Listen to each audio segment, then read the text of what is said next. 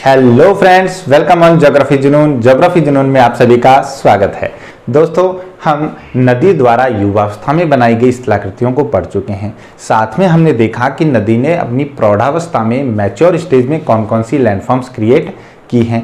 ठीक है, आज हम पढ़ेंगे कि नदी जब जीर्णावस्था में होगी तब नदी कौन कौन सी स्थलाकृतियों का निर्माण करेगी, यानी लोअर चैनल में जो रिवर है वो कौन कौन सी लैंडफॉर्म्स क्रिएट कर रही है।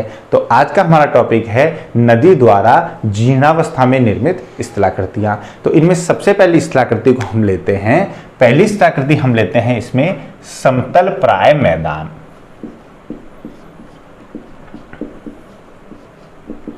समतल प्राय मैदान जिसे पेनी प्लेन भी कहते हैं। ठीक है, और ये पेनी प्लेन नाम किसने दिया था? ये दिया था डेविस ने। डेविस का हमने अपर्दन चक्र पढ़ा था, उसमें पेनी प्लेन नाम दिया था डेविस ने। और इसी समतल प्राय मैदान को एंड रंप कहा था। एंड रंप किसने कहा था? एंड रंप कहा था पेंक ने। ठीक है, तो देखिए अब समतल प्राय मैदान बन कैसे रहा है। देखिए जब नदी जीर्णावस्था में आ गई है तो अब यहाँ पर क्या है कि चैनल ग्रेडियंट तो कम हो गया है, ढाल कम हो गया है, नदी का वेग भी कम हो गया है। तो नदी का वेग नहीं होने की वजह से अब लंबवत अपर्दन तो बिल्कुल बंद हो चुका है, पार्श्ववर्ती अपर्दन अभी भी जारी है। तो नदी क्या करेगी, जीर्णावस्था में आते आते पार्श्ववर्ती अपर्दन से सारी जो स्थलाकृतियां हैं, ऊंचे उठे हुए भाग है, उनको क्या करेगी, अब सबको अपर्दित कर देगी। इस वजह से नदी के चारों ओर के जो भाग है वो एक बिल्कुल समतल संरचना के रूप में दिखाई देते हैं। ठीक है, और साथ साथ नदी यहाँ पे क्या करेगी, जितने भी अवसाद ला रही है उनका निक्षेपण भी करेगी। ठीक है, तो अपर्दन और निक्षेपण दोनों की वजह से यहाँ पर एक मैदान जैसी संरचना दिखाई देती है जो समतल होती है। ठीक है, इसमें ढाल जो है इसका वो लगभग समाप्त हो जाता है और नदी जो है वो अब ग्रेडेड रिवर हो गई है, प्रवणित नदी हो गई है, वो अपने आधार तल को प्राप्त कर गई है। ठीक है, इस वजह से जो ये सारा और संरचना दिखाई देती है इसको हम समतल प्राय मैदान या पेनी प्लेन कहते हैं। जैसे इस डायग्राम में देखिए ये रिवर आ रही है, ये रिवर ने क्या किया है, अब क्या है ये रिवर, अब ये घाटी गर्तन तो कर नहीं रही है, इसने आसपास की जो संरचनाएं हैं इनको सबको काट दिया है और काटने के साथ साथ अपने लाए गए निक्षेपों को यहाँ पे डिपोजिट कर दिया है। ठीक है, तो ये जितने भी डिपोजिशन हुए हैं उनके साथ साथ अपर्दन भी हुआ है, इसलिए पूरा एक मैदान जैसी संरचना बन गई है जिसमें नदी प्रवाहित हो रही है, इसे पेनी प्लेन कहते हैं। ठीक है, अब दूसरा देखिए, यहीं पर हमें एक और संरचना दिखाई देती है जिसका नाम है मोनाडनोक।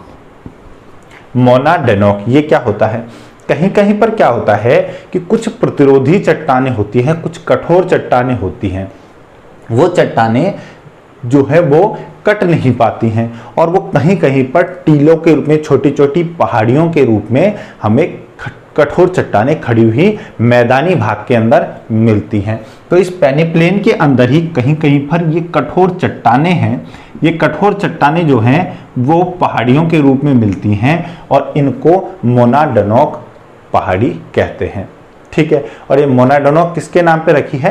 न्यू हैम्पशायर जो अमेरिका में एक मोनाडनोक पहाड़ी पाई जाती है उसके नाम पर ही ऐसी जो पहाड़ियां मिलते हैं इनको मोनाडनोक कहा गया है। और ये किसकी निशानी है? जीर्णावस्था की। जब समतल प्राय मैदान में धरातल जो है वो पूरा समतल में बदल गया है, मगर कुछ प्रतिरोधी चट्टानें जो हैं वो अभी भी अपर्दन से अप्रभावित रही हैं या उनका बहुत कम अपर्दन हुआ है।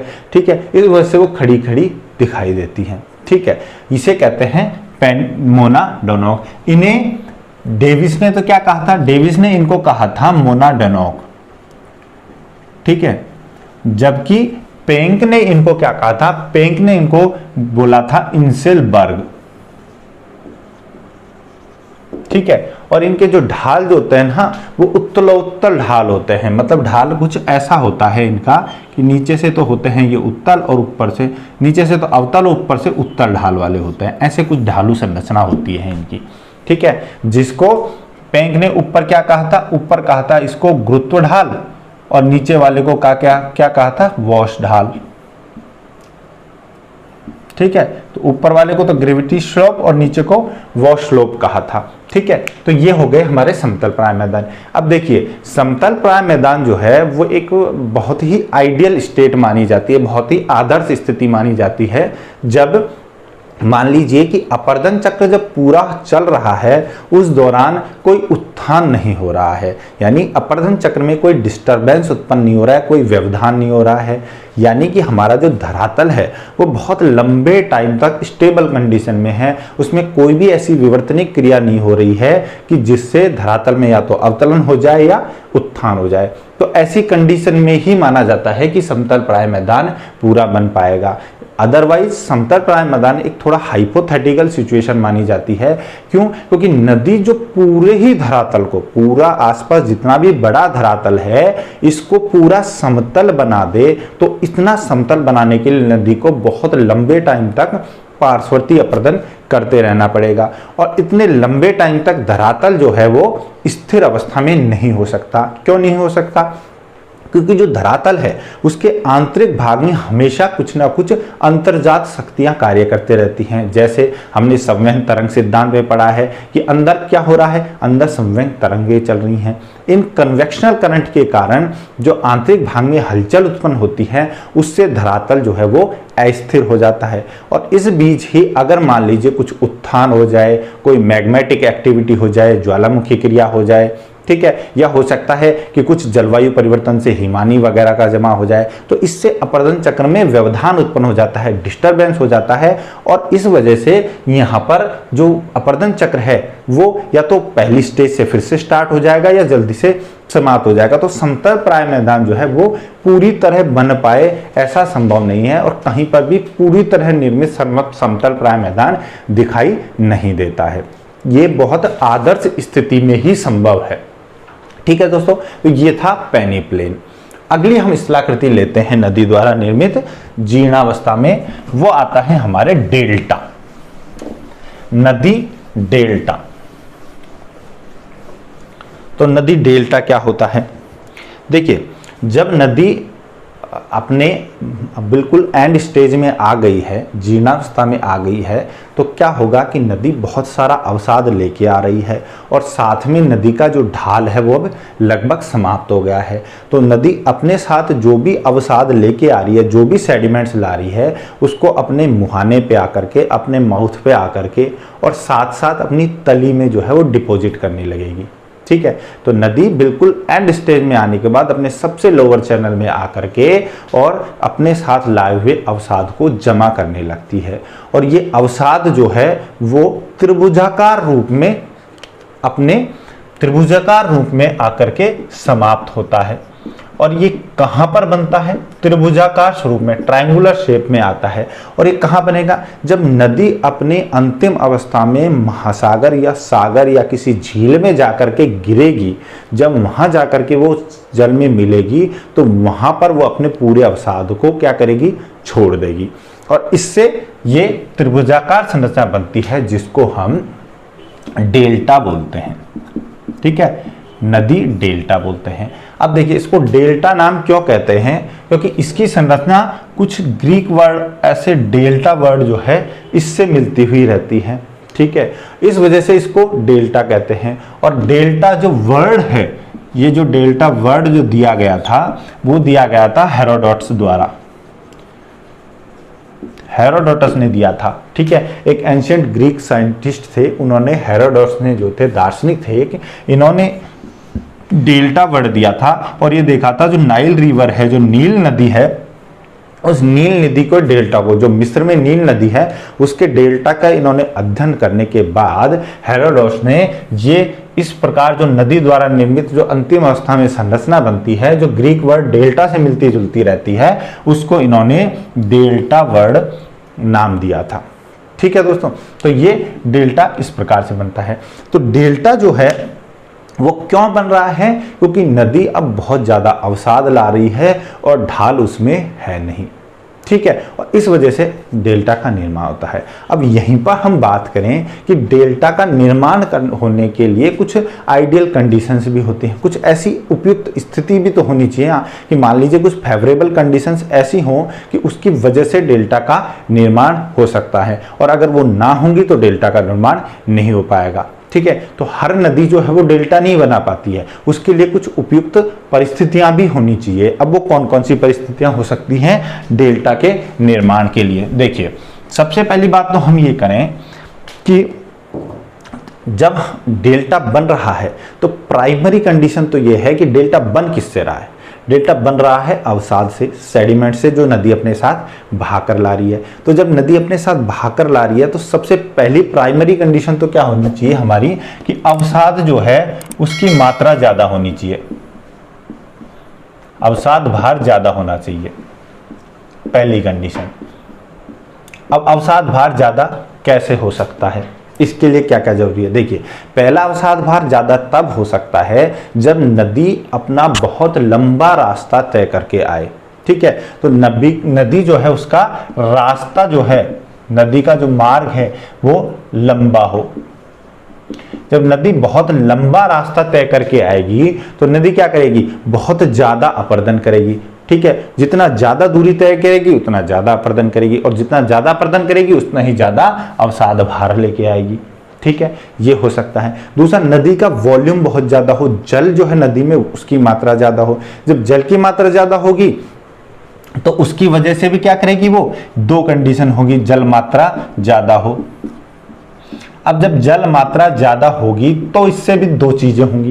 पहली तो यह कि जल की मात्रा ज्यादा होगी तो नदी अपर्दन ज्यादा करेगी। ये मैं आपको अपर्दन को प्रभावित करने वाले कारकों में भी बता चुका हूं कि नदी का जल ज्यादा होगा तो नदी जो है उसका वेग ज्यादा होगा, वेग ज्यादा होगा तो अपर्दन ज्यादा होगा। पहला तो ये काम आएगा। दूसरा, अगर नदी का आयतन अधिक है तो उसकी वजह से क्या है, नदी ज्यादा से ज्यादा अवसाद को अपने साथ कैरी भी कर पाएगी, वो अपने साथ ज्यादा परिवहन कर पाएगी, यानी नदी की परिवहन करने की जो शक्ति है वो भी बढ़ जाएगी अगर नदी के जल का आयतन अधिक है।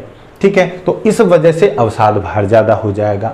ठीक है, तीसरा क्या हो सकता है? तीसरी कंडीशन ये हो सकती है कि जो नदी है वो अपने साथ कई सहायक नदियों के अवसाद को भी कलेक्ट करके ले आए। यानी अगर कोई बड़ी जो मुख्य नदी है उसमें जितनी ज्यादा सहायक नदियां आके गिरेंगी उतना ही ज्यादा अवसाद वो कलेक्ट करेगी, यानी सहायक नदियों की संख्या अधिक हो।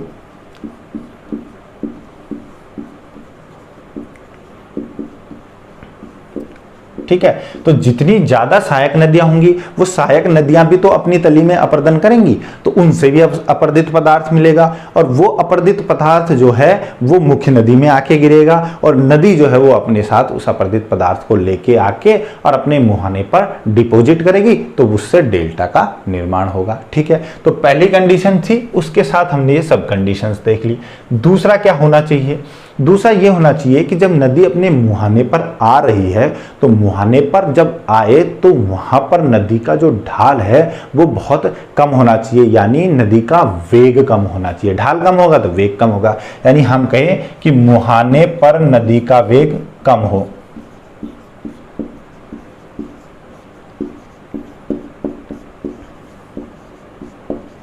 अब नदी वेग कम होगा तो उससे क्या होगा? देखिए, अगर नदी बहुत तेजी से आकर के और सागर में या झील में गिरेगी तो अपने साथ जो अवसाद लाएगी उसको वो कहाँ ले जाएगी? समुद्र के अंदर तक ले जाएगी वेग के साथ, और इसकी वजह से जो समुद्र के किनारे वाले भाग हैं वहां पर ये सेडिमेंट्स जो हैं वो डिपोजिट ही नहीं हो पाएंगे। जब ये डिपोजिट ही नहीं हो पाएंगे तो डेल्टा का निर्माण नहीं होगा, क्योंकि सारा का सारा अवसाद तो कहाँ चला गया? महासागर या समुद्र या झील के अंदर चला गया।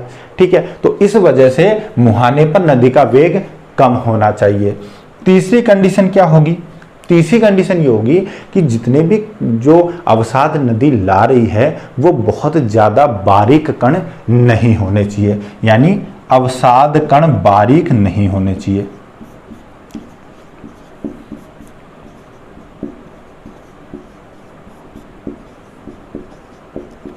ठीक है, ये भी एक कंडीशन है, क्यों? क्योंकि मान लीजिए नदी इतने बारीक बारीक कणों को लेके आ रही है कि वो नदी के जल के साथ एक तो या तो घुल गए हैं या वो नदी के जल के साथ बहुत आसानी से बह सकते हैं। तो उससे क्या होगा कि नदी जब बह करके आएगी तो वो मुहाने पर डिपॉजिट नहीं करेगी, वो उनको बहा के दूर तक ले जाएगी। और नदी जो है जब बहा करके दूर ले गई है तो वहां पर डेल्टा का निर्माण होगा ही नहीं, क्योंकि नदी के जो कण आ रहे हैं, नदी के साथ जो अवसाद आ रहा है वो जमा ही नहीं हो पाएगा, उसका जमाव ही नहीं होगा, तो उसकी वजह से क्या होगा, डेल्टा बनेगा ही नहीं।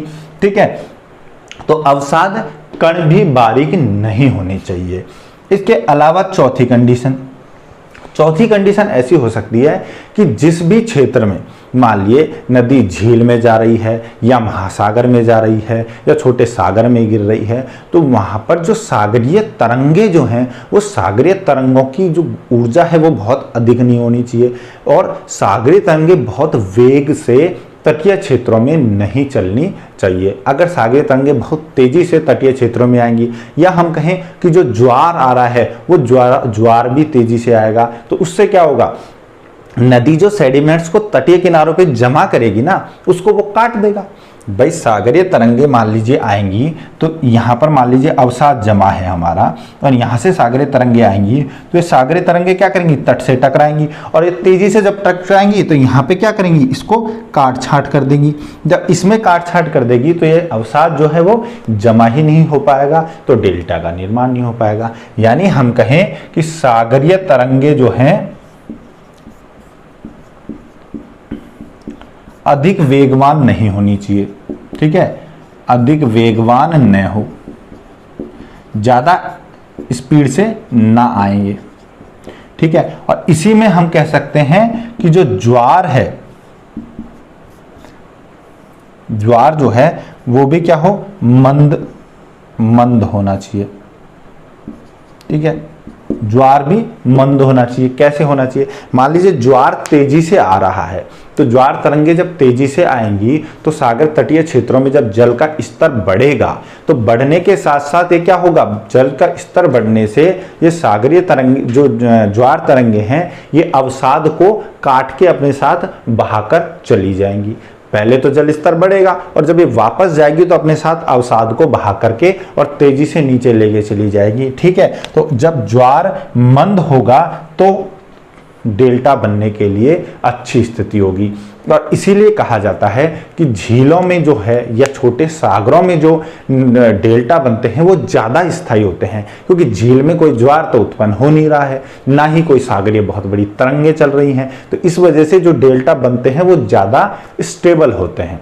ठीक है, ज्वार मंद होना चाहिए। इसके अलावा देखें हम और स्थिति देखें कि किस स्थिति में और बन सकता है, हमारे यहाँ पे जो डेल्टा बन रहा है वो कैसे बन सकता है। देखिए अगली बात और लास्ट बात ये हो सकती है कि जब सागरीय क्षेत्र में नदी निक्षेपण कर रही है तो जो सागर के जो किनारे वाले भाग हैं वो भी स्टेबल होने चाहिए, यानी कि सागरीय तटीय क्षेत्र जो हैं इनमें या सागर के ये जो स्थल की ओर के जो किनारे हैं ये जो है वो स्थिर होने चाहिए। ठीक है, तो हम कहें सागरीय तली जो है वो स्थिर अवस्था में हो।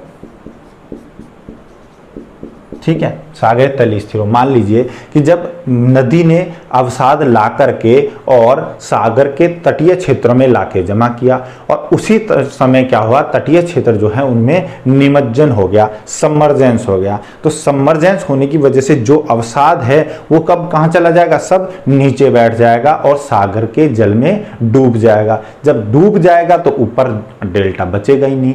इसलिए जो सागरीय तली का जो क्षेत्र है वो भी स्थिर अवस्था में होना चाहिए, उसमें निमज्जन उमज्जन की घटनाएं नहीं होनी चाहिए, नहीं तो डेल्टा स्थायी नहीं हो पाएगा और डेल्टा टूट जाएगा। ठीक है दोस्तों, तो ये कुछ अच्छी फेवरेबल कंडीशन है, कुछ ऐसी कंडीशंस हैं जिनमें डेल्टा का निर्माण अच्छे से हो सकता है। ठीक है, अब इन कंडीशंस के होने पर किस तरह डेल्टा बनेगा ये देखिए आप कि कैसे ये डेल्टा बनेगा, इसकी कैसे प्रक्रिया रहती है कि कैसे डेल्टा का निर्माण होता है वो हम देखते हैं कि डेल्टा का निर्माण करने के लिए अब और क्या क्या प्रक्रिया इसमें होती है।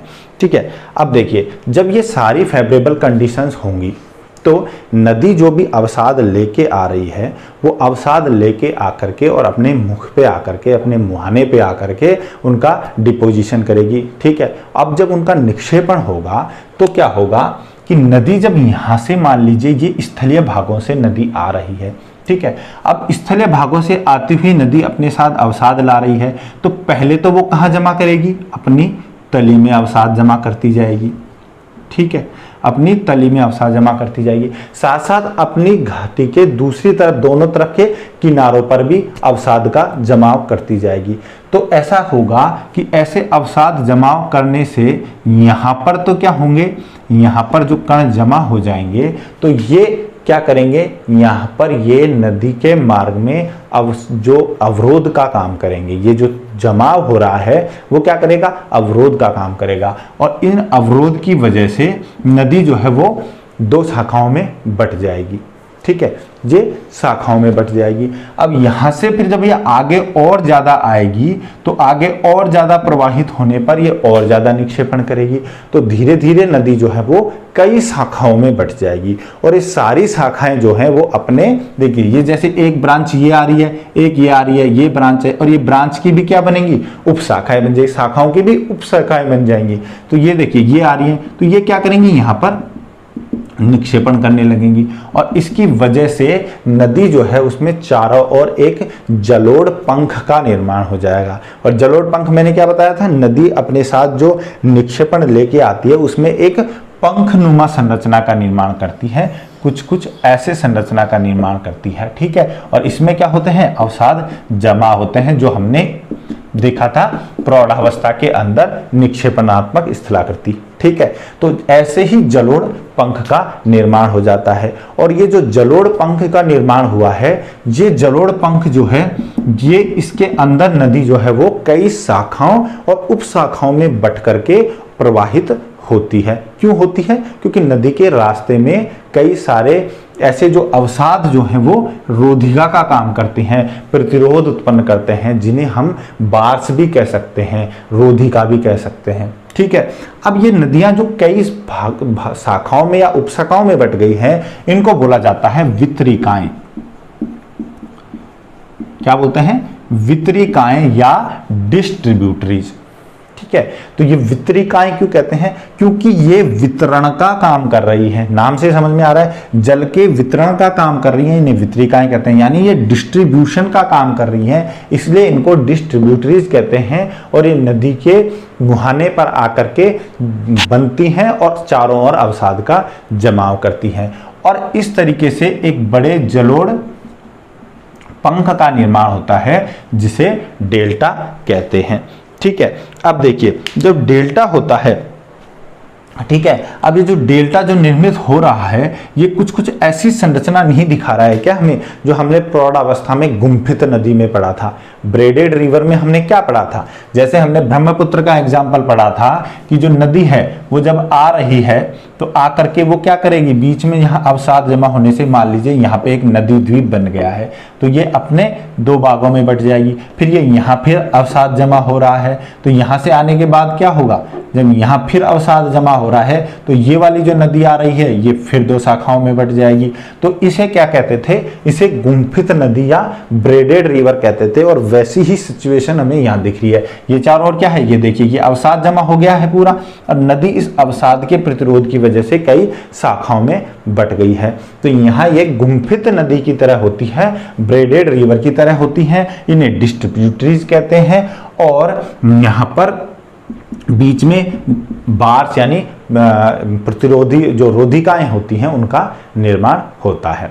ठीक है, अब देखिए जो एक जो डेल्टा होता है इस डेल्टा के तीन भाग बताए जाते हैं। ठीक है, इसके भी तीन लेयर होती है, तीन स्तर होते हैं। ठीक है, पहला स्तर होता है जिसे हम ऊपरी स्तर कहते हैं।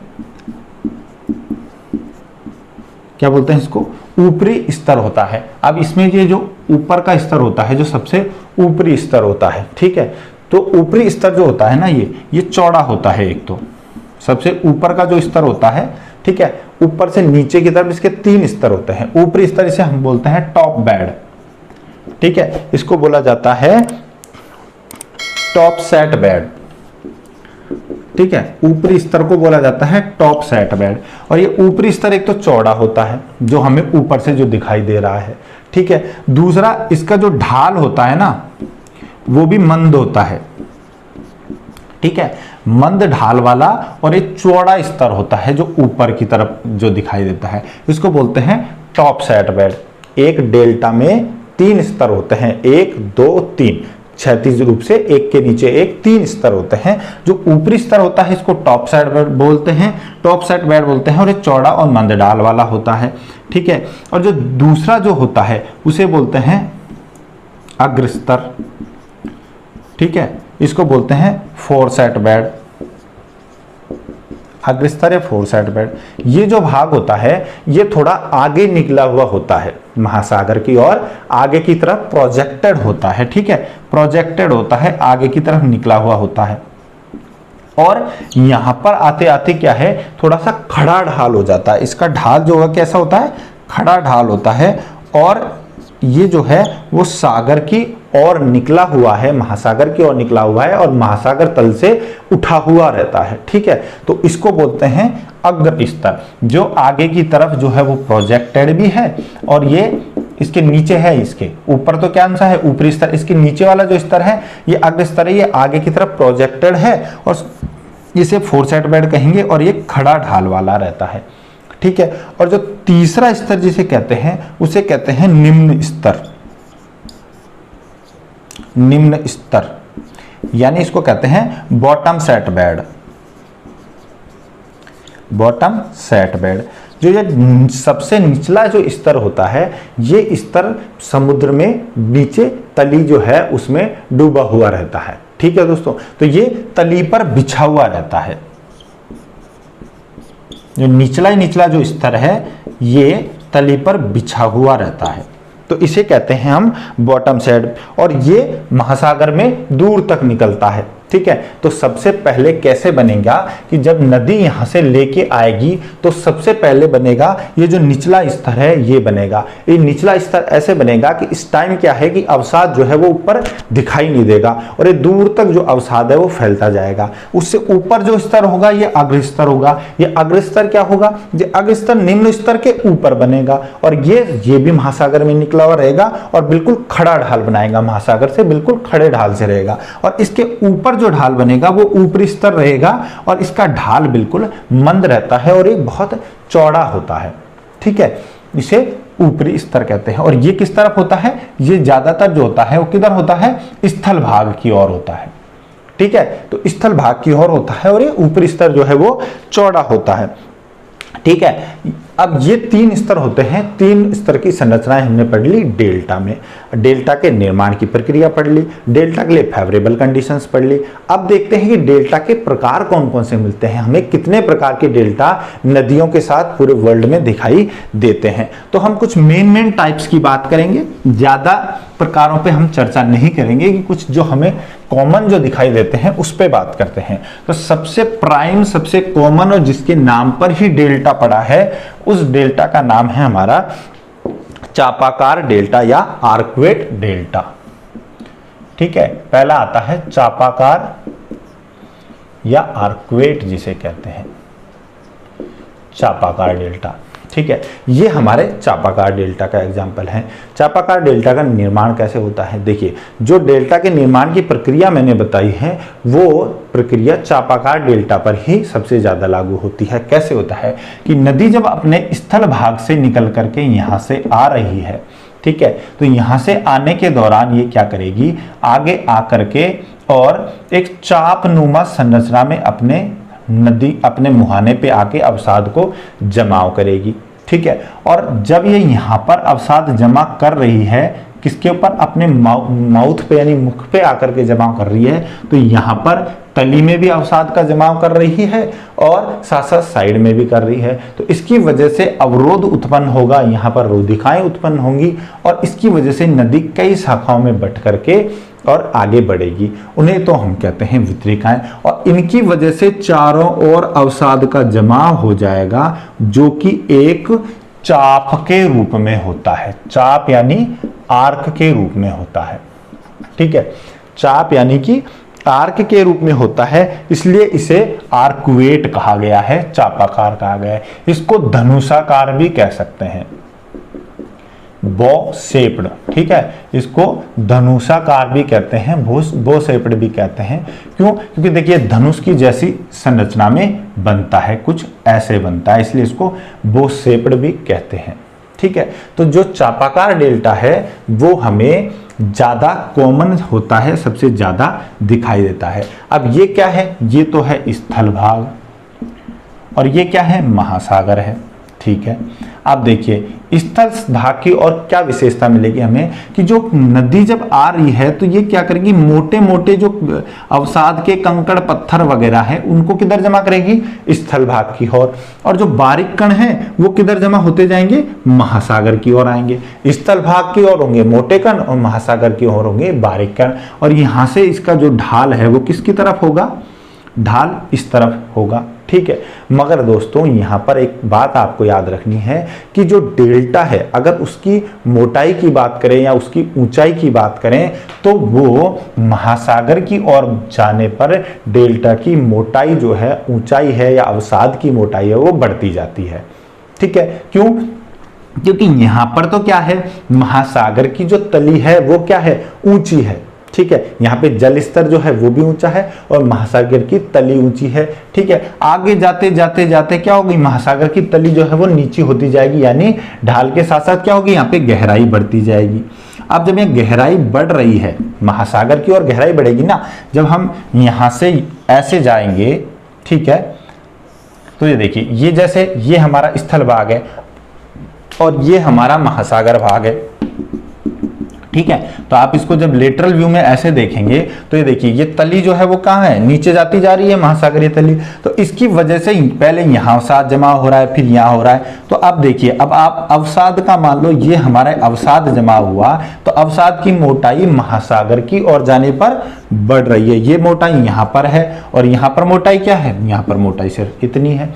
तो अवसाद की मोटाई जो है उस तरफ जब महासागर की ओर तरफ जाते हैं तो बढ़ती जाती है। अब ये क्यों हो रहा है? एक तो वजह है इसकी कि अवसाद जो है वो तली के में जमा होना है, तो यहाँ पर तली में जमा होकर के उसको स्थल के ऊपर, मतलब जल के ऊपर दिखाई देने के लिए बहुत अधिक ऊंचाई तक जमना पड़ेगा, पहली वजह।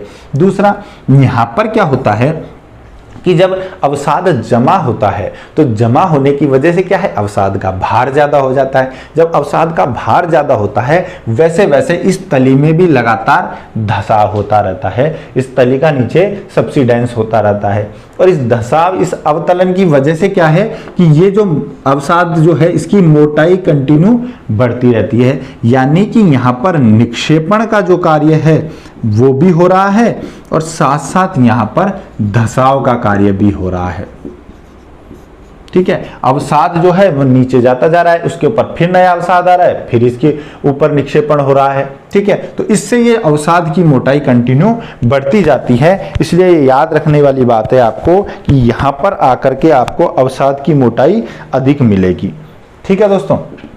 यहाँ पर अवसाद की मोटाई आपको अधिक मिलती है और मोटे कण कहाँ मिलेंगे? इस तरफ दिखाई देंगे और आगे बारीक कण दिखाई देंगे। अब इस प्रकार के डेल्टा हमें कहाँ मिलते हैं? देखिए, सबसे पहले तो हमने बात कर ली थी कि इस प्रकार के डेल्टा जो है वो हमें कहाँ मिलेंगे?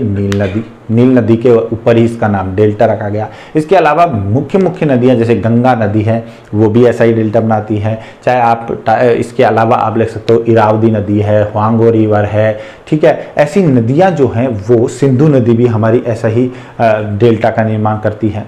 तो ऐसी नदियां हमें हर महाद्वीप में मिल जाएंगी जो चापाकार यानी आर्कवेट या धनुषाकार डेल्टा का निर्माण कर रही हैं। हर महाद्वीप में हमें मिलेंगी और सबसे ज्यादा नदियां इसी प्रकार के डेल्टा का निर्माण करती हैं, ठीक है दोस्तों। तो ये था हमारा धनुषाकार डेल्टा, ठीक है। अब देखिए दूसरा हमारा डेल्टा आता है, उसका प्रकार हम देखते हैं कि डेल्टा का, दूसरे डेल्टा का प्रकार कौन सा है। तो अगला डेल्टा आता है हमारा, नेक्स्ट आता है हमारा पंजाकार या फिर बर्ड फुट डेल्टा। ठीक है, पंजाकार या बर्ड फुट डेल्टा। अब पंजाकार डेल्टा का निर्माण कैसे होगा? देखिए, जब मान लीजिए कि नदी अपनी अंतिम अवस्था में आकर के जब महासागर में मिलने वाली है, तो उससे पहले नदी जो है वो जो अवसाद लेके आ रही है वो बहुत बारीक कण लेकर के आ रही है, बहुत महीन कण लेके आ रही है। तो अब जब नदी यहाँ पे प्रवाहित होगी तो ये बारीक कण जो है वो इस डेल्टा की तरह, चापाकार डेल्टा की तरह यहाँ पर ज़्यादा जम नहीं पाते हैं। ठीक है, अपनी घाटी की तली में ज़्यादा जमाव नहीं होता है। इस वजह से नदी क्या है, महासागर में काफ़ी आगे तक बढ़ जाती है। ये देखिए, अब ये नदी यहाँ से महासागर में काफ़ी आगे तक आ जाएगी। ठीक है, और काफ़ी आगे तक आने के बाद नदी यहाँ आकर के और फिर अवसाद का जमाव स्टार्ट करेगी। ठीक है, कैसे जमाव करेगी? अब ये जो बारीक कण आ रहे हैं, ये बारीक कण जो नदी के साथ आ रहे हैं ये बहुत हल्के हैं। ठीक है, अब ये जब समुद्र के जल के जब संपर्क में आएंगे, ठीक है, तो वाटर जो है वो कैसा है, सी वाटर कैसा है, नमकीन है, खारा है। तो इसकी वजह से क्या है, इनका घनत्व जो है वो अधिक हो जाएगा। ठीक है, इनकी डेंसिटी ज़्यादा हो जाएगी इन कणों की, बारीक कणों की, और इसकी वजह से भारी होकर के यहाँ पर बैठने लगेंगे। ठीक है, यहाँ पर जब ये बैठने लगेंगे तो इसकी वजह से अब नदी जो है वो कई शाखाओं में बटेगी। तो नदी की जो शाखन हो रहा है, जो बट रही है, वो इस पंजाकार, इस चापाकार डेल्टा की तरह यहीं पर नहीं हो रही है, अपने मुहाने पर ही नहीं बट रही है, क्योंकि यहाँ पे तो इसने बहुत ज़्यादा अवसाद जमा कर दिया था। ये जो है वो सागर में काफ़ी अंदर आकर के फिर अवसादीकरण का काम कर रही है, निक्षेपण कर रही है, और वहाँ आकर के ये कई शाखाओं में बट रही है। तो ये शाखाएं जो हैं इनमें भी वही बारीक कण जा रहे हैं। ठीक है, तो जो कण यहां सेडिमेंटेशन में बैठ नहीं पाएंगे वो इसके साथ आगे तक जाएंगे। तो इस वजह से ये जो जल है ये सागर में बहुत आगे तक चला जाता है, यानी नदी की जो शाखाएं जो बट रही हैं ये बहुत आगे तक जल को लेके जाती हैं। ये देखिए कितना अंदर तक जाएंगी, और अंदर तक जाकर के इनके भी दोनों ओर जो है बारीक कण वो ही भारी होकर के और अवसाद का जमाव होता जाएगा। और ये अवसाद का जमाव इन नदियों के साथ, इन शाखाओं के साथ साथ इस तरह होता है कि ये एक जो हमारे जो पक्षी जो है उनके पंजे की जैसी शेप ले लेता है। ठीक है, ये देखिए ये पंजाकार शेप ले लेता है ये अवसाद का जमाव, और इसलिए इसे पंजाकार डेल्टा कहते हैं। ठीक है, ये देखिए इसे पंजाकार डेल्टा। तो पंजाकार डेल्टा क्यों बनेगा? पंजाकार डेल्टा तब बनेगा जब अवसाद जो है उनके कण बहुत ही ज़्यादा हल्के हों और वो नदी जो है वो महासागर के अंदर काफ़ी दूरी तक रास्ता तय करेगी, और फिर वहाँ जब उसमें शाखन होगा, उसमें ब्रांचिंग होगी, तो वो ब्रांचेज भी महासागर में काफ़ी आगे तक जा कर के और फिर निक्षेपण का कार्य करेंगी। तो इसकी वजह से पंजाकार डेल्टा का निर्माण होगा। अब इस पंजाकार डेल्टा का जो बेस्ट एग्जाम्पल है वो है मिसिसिपी नदी। ठीक है, मिसिसिपी नदी है, ठीक है, जो मैक्सिको की खाड़ी में जो गिर रही है मिसिसिपी नदी, वो पंजाकार डेल्टा बनाती है, और उसका ही डेल्टा है जिसमें ये 4 शाखाएं बनी हुई हैं। ठीक है, 4 शाखाएं बनी हुई है मिसिसिपी नदी। इसके अलावा कनाडा और यूएसए की जो बॉर्डर है उस पे एक नदी है सेंट क्लेयर। ठीक है, ये सेंट क्लेयर नदी जो है वो भी ऐसा ही पंजाकार डेल्टा का निर्माण करती है, इसे बर्ड फुट डेल्टा कहते हैं। ठीक है दोस्तों, अब इसके बाद अगला हम बात करते हैं सेंट क्लेयर और मिसिसिपी नदी के बाद एक और डेल्टा की हम जब बात करें तो हमारा आता है ज्वार नदमुख डेल्टा। ज्वार नदमुख डेल्टा यानी एस्चुरियन डेल्टा। ठीक है, अब एस्चुरियन डेल्टा क्यों कह रहे हैं, ठीक है। तो सबसे पहले तो बात समझिए ज्वार नदमुख होता क्या है, यानी एस्चुरी क्या होता है। सबसे पहले ज्वार नदमुख को समझिए। देखो एस्चुरी क्या होता है कि महासागरीय जो भाग है उसके तटीय क्षेत्रों में स्थल के अंदर कुछ ऐसा क्षेत्र बन जाता है जिसमें जो नदी प्रवाहित हो रही है वहां पर अंदर तक ज्वार जो है वो प्रवेश करता है, यानी स्थलीय भाग में अंदर तक ज्वार की जो तरंगे हैं वो प्रवेश करती हैं और वहीं पर कोई ना कोई नदी जो है वो अपना जल लेकर के आ रही होती है, तो इसलिए इसको ज्वार नदमुख कहते हैं। यानी यहाँ पे ज्वार भी आता है, ठीक है, ज्वार भी प्रवेश करता है और यह नदी का मुख भी होता है। इस तरह ये एक चौड़ा क्षेत्र होता है जो स्थल के अंदर होता है जिसमें ज्वार प्रवेश करता है और नदी भी वहां पे मुहाना होता है, इसे ज्वार नदमुख कहते हैं, ठीक है। अब जैसे इसमें देखिए, अब ये तो क्या बन रही हैं, ये रोधिकाएं बन रही हैं, बार्स बन रही हैं जो तट के साथ साथ बन रही हैं और तट के साथ साथ ही ये एक ऐसा क्षेत्र है जिसमें जल जो है वो ज्वार का अंदर तक प्रवेश करेगा। रोधिकाओं के बीच में से यहाँ स्थान बन रहा है और ये जल यहाँ प्रवेश कर रहा है, ठीक है, और ये प्रवेश करके यहाँ पर जल जो है वो अंदर तक भरा हुआ है, ठीक है दोस्तों। तो इसे कहेंगे एस्चुरी। अब जब कोई नदी अपनी अंतिम अवस्था में यहाँ जब आएगी तो यहाँ आने पर क्या करेगी, वो जो अवसाद लाएगी उस अवसाद को यहाँ पर जमा करेगी। ये देखिए ये सेडिमेंट्स यहाँ पे जमा हो रहे हैं। अब जब ये सेडिमेंट्स जमा हो रहे हैं तो इन जमा सेडिमेंट्स को तोड़ने का काम कौन करेगा, ज्वार का जल, ठीक है, क्योंकि जब भी ज्वार आएगा तो ये ज्वार कहाँ करेगा, अंदर तक जब पानी प्रवेश कर जाएगा और अंदर तक प्रवेश करने की वजह से जब जल स्तर ऊपर बढ़ जाएगा सागर का, तो इसकी वजह से क्या होगा, जब ये वापस लौटेगा ज्वार के समाप्त होने पर तो ये जल वापस नीचे उतरेगा और नीचे उतरेगा तो अपने साथ इस अवसाद को बहा करके ले जाएगा, ठीक है। तो जहां कहीं भी ऐसे एस्चुरी बनती है वहां पर डेल्टा का निर्माण होना बहुत कम संभव होता है। जैसे हमारे नर्मदा और तापी नदी है, वहां पर ज्यादा अवसाद जमा नहीं हो पाता है। मगर ऐसी कोई स्थिति हो कि जो नदी आ रही है वो बहुत ज्यादा अवसाद लेकर के आ रही है, इतना ज्यादा अवसाद लेके आ रही है कि जो ज्वार का जो जल है वो उतना ज्यादा अवसाद हटा नहीं पा रहा जितना ज्यादा नदी ला रही है, समझ गए। यानी ज्वार का जल जब उतरेगा तो वो उतना ज्यादा इस अवसाद को अपरदित करके अपने साथ नहीं लेके जाएगा जितना नदी लाके वहां डिपॉजिट कर रही है। तो यहाँ पर भी एक डेल्टा का निर्माण हो जाता है और ये अवसाद जो है वो ऐसे रोधिकाओं के रूप में जमा हो जाता है, इसे ज्वार नदमुख डेल्टा कहते हैं, ठीक है। तो ये जो है वो एक रियल डेल्टा नहीं है, बहुत कटा फटा टाइप होता है, तो इसको ज्वार नदमुख डेल्टा बोलते हैं। और इसका बेस्ट एग्जांपल इंडिया की नर्मदा और तापी नदी है, ठीक है। नर्मदा और तापी जब ये अरब सागर में गिरती हैं तो अब ये यहाँ पर ज्वार नदमुख डेल्टा बनाती है। इसलिए बोला जाता है कि नर्मदा और तापी डेल्टा का निर्माण नहीं करती हैं, एस्चुरी का निर्माण करती हैं, यानी ज्वार नदमुखी बनता है क्योंकि इनका जो अवसाद है वो ज्वार भाटा के टाइम, ज्वार के टाइम चला जाता है, ठीक है। इसी तरीके की कुछ और नदियां भी हैं, जैसे सीन नदी है, ठीक है, ओब नदी है, एल्बे रिवर है, ठीक है। ये कुछ नदियां हैं जो इस तरह की संरचना का निर्माण करती हैं, ज्वार नदमुख डेल्टा का निर्माण करती हैं, ठीक है दोस्तों। इसके बाद कुछ छोटे डेल्टा आते हैं, एक डेल्टा और आप पढ़ सकते हो, इसे बोलते हैं टूथ शेप्ड डेल्टा, ठीक है, या फिर टूथ शेप्ड डेल्टा जो होता है ना, ये कैसा है, पॉइंटेड भी कह सकते हैं इसको, पॉइंटेड डेल्टा, ठीक है।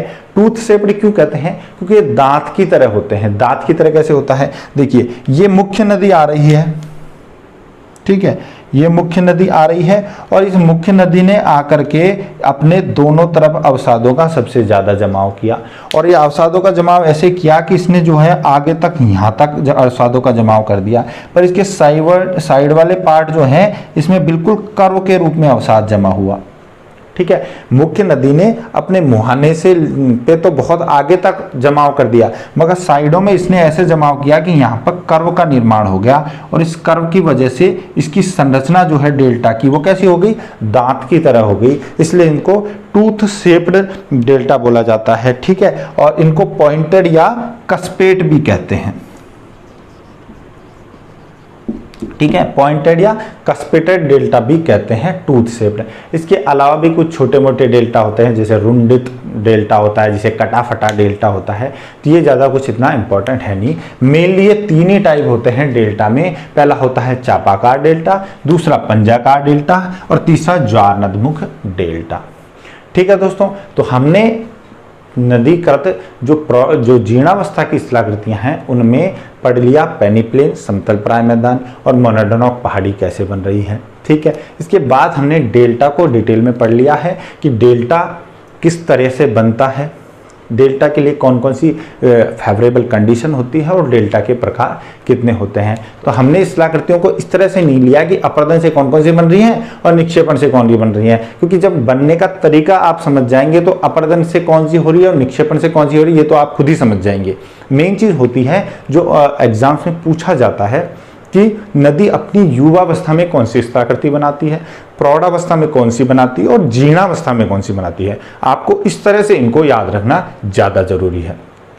ठीक है दोस्तों, और इससे आपको इन स्थलाकृतियों की एक सीरीज का भी, पूरी तरह एक सीरियल का भी पता चल गया है। ठीक है, आई होप कि आपको नदीकृत स्थलाकृतियों के बारे में कंप्लीट समझ में आ गया होगा। ठीक है, अब आगे हम अगला अपरदन का प्रक्रम लेंगे, इसके बाद दूसरा प्रोसेस लेंगे और उससे निर्मित होने वाली स्थलाकृतियों को और उनके प्रकारों को देखेंगे। ठीक है दोस्तों, तो मिलते हैं अगले वीडियो में। आप चैनल को सब्सक्राइब कीजिए, बेल आइकन को प्रेस कीजिए, वीडियो पसंद आ रहा है तो लाइक कीजिए, दोस्तों से शेयर कीजिए। Thank you so much.